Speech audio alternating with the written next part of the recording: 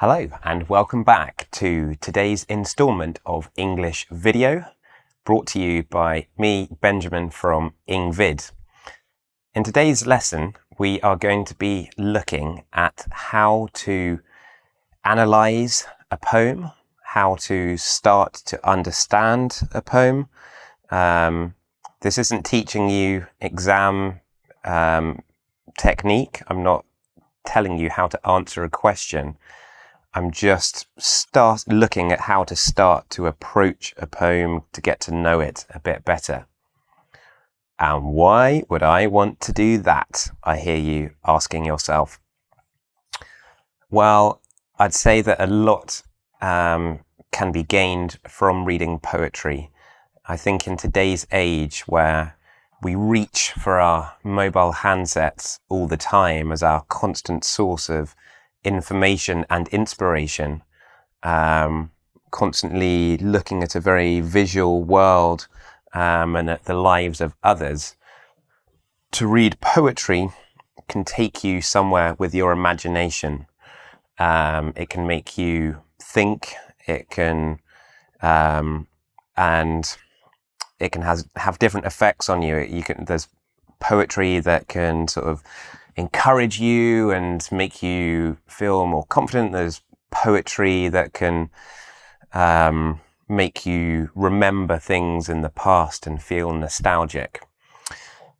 In today's lesson, we're going to be looking at a poem by William Wordsworth, written at the beginning of the 19th century. So that's like 1803 it was written in.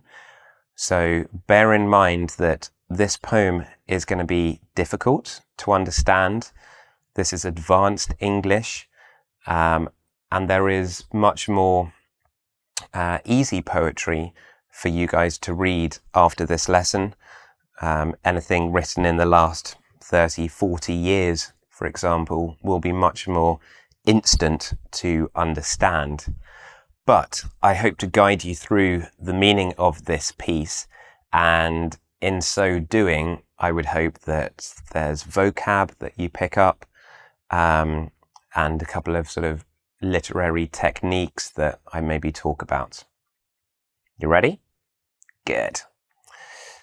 So, this is my rough plan of attack for how we get to know a poem. As I said, this is not how to answer a question. It's just to try and understand the poem a bit more. First of all, we need to read it, okay?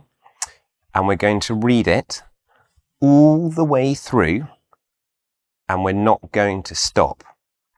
Now, the reason for that is that you need to get an overall sense of the poem. Afterwards, we're going to come back and look at it, and there's some really difficult vocabulary, and we will start to unpick it and understand it. But to start with, we're just going to read it all the way through.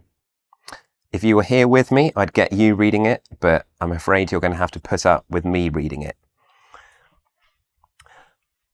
Earth has not anything to show more fair. Dull he be of soul who could pass by a sight so touching in its majesty. This city now doth like a garment wear the beauty of the morning, silent, bare, ships, towers, domes, theatres, and temples lie open unto the fields and to the sky, all bright and glittering in the smokeless air. Never did sun more beautifully steep in his first splendour, valley, rock, or hill. Well done, stay with it. Ne'er saw I, never felt a calm so deep. The river glideth at his own sweet will. Dear God, the very houses seem asleep, and all that mighty heart is lying still. Right. I wonder if you've got any pictures in your imagination other than a giant great question mark going, Benjamin, Okay. We've read it. We're going to start having a look at what it means. As I said, this was written over 200 years ago. So language has evolved, and this is an older style of English. Okay, we're going to go through line by line. Earth has not anything to show more fair. So fair means beautiful. Earth has not anything to show more fair. So it's like Earth is a person, and the person of Earth is saying, hey, look, you can have a look at this. It's like Earth has a market stall, and saying, look at this, you can look at this, look at this. And this particular thing that Earth is showing is the most beautiful thing that Earth has. Okay? How do I say that? Well, it's like, this is the most beautiful sight on Earth. Okay, next line. We're kind of going into this step here to paraphrase, which it means to put it into your own words. We're starting to do that now. Dull he be of soul who could pass by. So dull, meaning colourless, bit boring. He be of soul, so character. Dull he be of soul who could pass by. He must be a bit of, he must be a bit of a boring so-and-so, or he must be, how would you say it? He must be really bland to be able to walk by. Or another way of saying it, only someone really, really dull could pass by and not see all this, and could pass by a sight so touching in its majesty.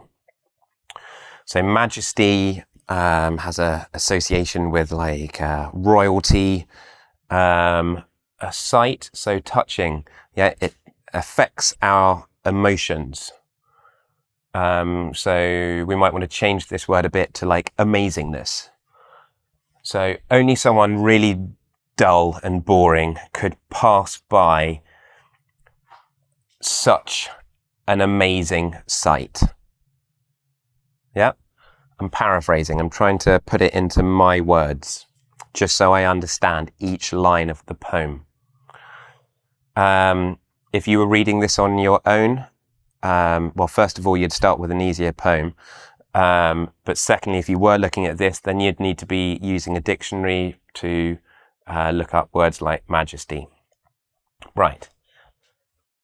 Okay, well done for staying with me. It's going to be worth it. We're going on a journey together.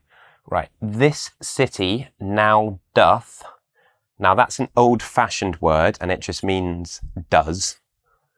The city now does like a garment wear. Garment means a piece of clothing.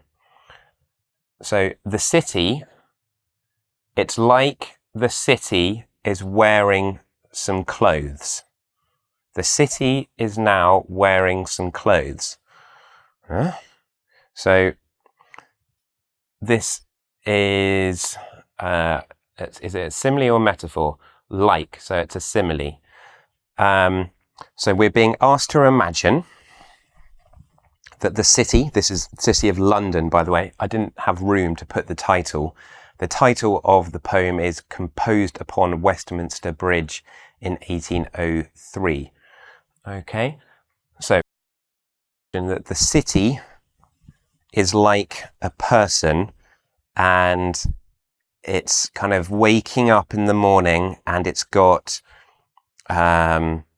its pajamas on. Yep, or a sheet on, or something like that. The city now is wearing some clothes. Now it's going to tell us what the clothes is, or what the piece of clothing is. It's wearing, yep, because there's no punctuation here, so the meaning continues here. So what is the city wearing? The city is wearing the beauty of the morning. Huh? What's the beauty of the morning? How can he wear the beauty of the morning? Well, let's think about that. What is the beauty of the morning? Do we imagine beautiful sunshine, or are we imagining rain and stormy winds? No, it's a nice calm morning. Yep. It's a blue sky, kind of wisps of cloud in the horizon. So it's like the sky is kind of sitting on top of the city. This is the person. This is the sky, which is what the city is wearing. Okay. Difficult bit. Well done for staying in there. Okay, let's carry on. Silent, bare. Bare ships, towers. So bare, because there's no punctuation, that goes on to there. Bare ships, towers, domes, theatres, and temples lie open unto the fields and to the sky. Okay, so it's quiet. Bare ships. So in those days, there would have been boats with sails. Yep. There were no engines with diesel outboard engines going. No, it's all sail powered. But these ships are bare. So the sails are kind of onto the mast, the pole, and they're not sailing. Why? Maybe there's no wind, maybe it's very quiet. Okay, so it's silent. There are bare ships, towers. Yep, think of kind of castles, domes. So we're starting to picture the city of London at the beginning of the 19th century. Domes, kind of this kind of shape, kind of a circular shape. Theatres and temples lie. So temples could be another word for a church, and temples lie open unto the fields. Right. It helps to know a little bit of knowledge around the poem. So I happen to know that back then, 200 years ago, London was a much smaller place. And back then, probably in the horizon, you could still see the fields. Now, London's so big, you can't see the fields in the horizon. Okay, so let's go back. It's quiet. Yeah, the boats aren't moving, but we can see, let's call them castles, beautiful buildings, theatres, temples, and in the background, fields. Okay, and to the sky. So in the far horizon, I see fields and sky, and to the sky. Okay, good. I've got some heavy punctuation there, so that means I go, it's like a pausing point before I go into the next bit. Right, let's mark it with a bit of a there. All bright and glittering in the smokeless air. Glittering means, do you know what glitter is? If you go to a festival, some people put glitter on their face. It means like shining in the smokeless air. So without smoke. So it's not all polluted. It's not noisy. It's quiet. So everything is glittering. Everything is glimmering in the clean, pure morning air. Okay? It's like it's sunrise. You're starting to get a picture in your mind of this scene. And then a full stop. So again, I go, I get the energy to try and understand the next bit. Never did sun more beautifully steep. So a steep hill is like that. So here it's being used as a verb. There's my adverb, there's my verb. The sun is going up. Yeah, the sun rise, it goes up. Never did sun more beautifully steep. The sun never went up more beautifully. This was the most beautiful sunrise ever. Okay? It's a big claim. Yeah, but the poet is really, or the narrator is really, really excited by this sight. The sun never went up more beautifully. The meaning continues because I've got no punctuation. Never went up more beautifully in his first splendor. Valley, rock, or hill. Splendor means like glory, or another word for amazingness. In his first amazingness. So this, as I said, it's the most beautiful sunrise ever. The first splendor would have been the first morning of planet Earth. Even that was not as beautiful as this morning here. Valley, rock, or hill.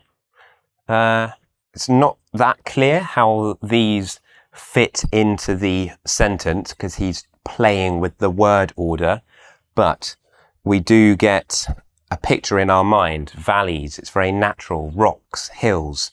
Maybe he's talking about that first morning when the earth was first created and we could see these things for the first time.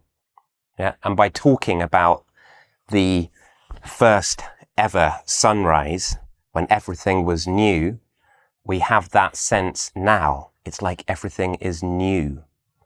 That's what a comparison does. It brings the quality that is being compared to the thing that is being described.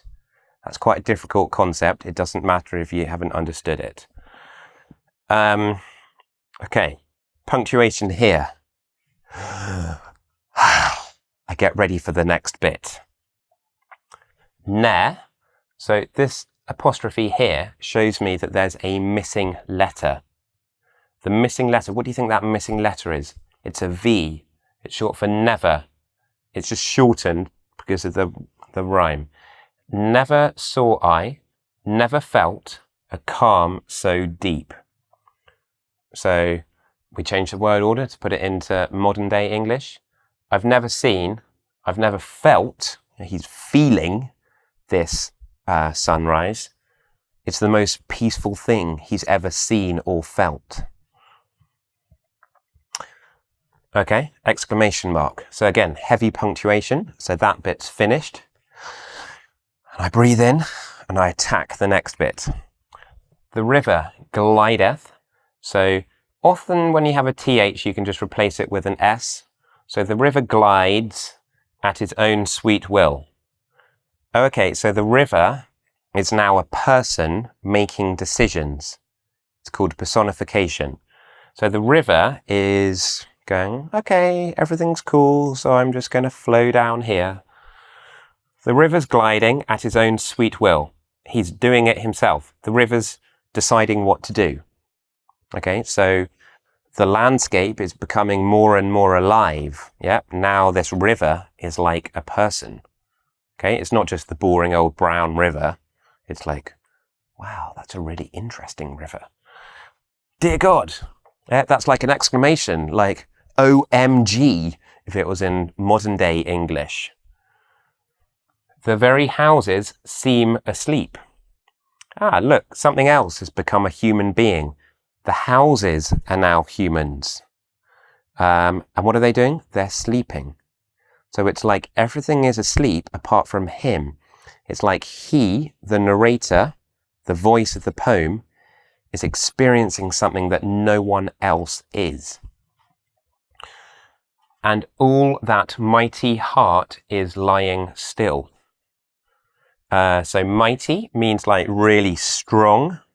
That really strong heart is lying still. Whose heart? Which heart? Well, he's describing what he can see from one of the most central bridges in London, Westminster Bridge. It goes up to where Parliament is. And all that mighty heart. So the heart could be about the city. Yep. So the city is now a heart. All of the city is asleep. Okay? But it's like the city is alive because it has a heartbeat. Right. Okay. We've read it. We've kind of gone through the meaning of it. Context. At this point, you would probably want to find out a bit about the poet, William Wordsworth. So William Wordsworth came from a very beautiful part of England called the Lake District. It's a national park. And he was called a romantic poet. So he mainly wrote about the beauty of nature. One of his most famous poems is talking about the beauty of a daffodil, or daffodils. Okay, so it's someone who's really into what they're seeing around them, the beauty of the natural world. But interestingly, he's seeing the beauty in the middle of Britain's biggest city. But he's seeing the beauty here. Okay, fine. You can read much more into the context if you like, but that will do for now. Key words. Key, meaning, it's important. We have our key, it lets us into our doors. So the key words let us into the poem. What I mean by that is we need to try and find the important words in each line to help us to understand it. So I'm just going to underline some key words. So earth, not anything more fair. Yeah, it's the most beautiful thing on earth. Dull soul could pass by. Just going for the key words to really get the meaning. Sight, touching in its majesty. It's amazing. It's gorgeous. The city is wearing some clothes. What is it wearing? It's wearing the beauty of the morning. And then it describes little things around the city. Ships, towers, domes, theatres. Yeah, we're seeing all of the beauty of London, all of the amazingness of it. Okay, so I'm not going to do that for the whole second half of the poem. I think it's better to do little bits and do it in more detail.